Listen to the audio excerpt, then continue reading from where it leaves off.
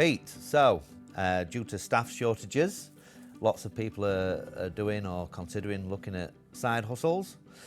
I've even got my kids, 12, 13-year-old, going out to work, earning a fortune, paying very little tax, not paying me any board, scandalous.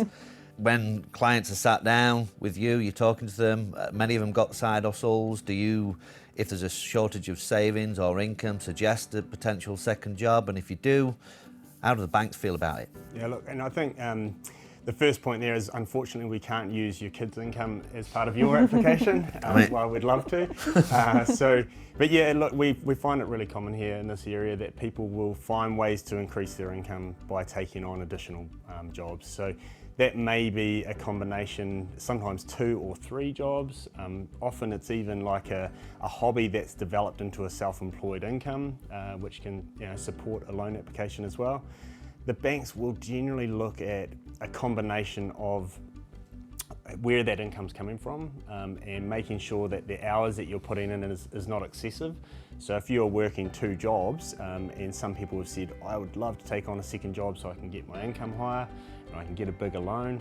Working 2 jobs and 80 hours a week is generally not deemed to be sustainable.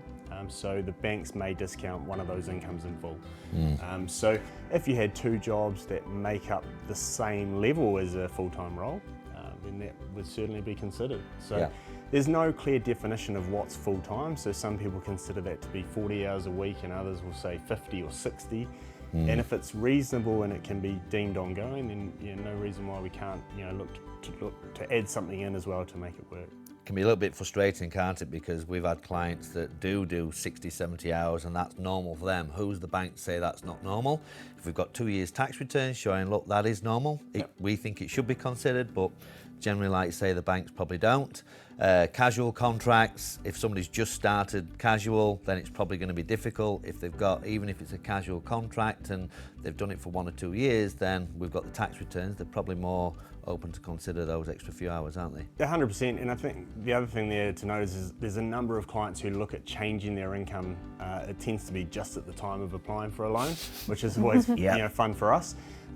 Those changes may be moving from a salary and wage role into a contractor role, so they become self-employed and they believe they can immediately use the same higher figure they'll be earning as their income. That's not true any longer. If you're self-employed, it's your revenue less expenses. And the same thing, they'll maybe move into a casual role or pick up a casual contract to supplement their income, and the banks do want to see 12 to 24 months of casual employment history to use that. So we can't always guarantee that your income can be used in full, but we want to try and give you advice to make sure you can get the best outcome you possibly can.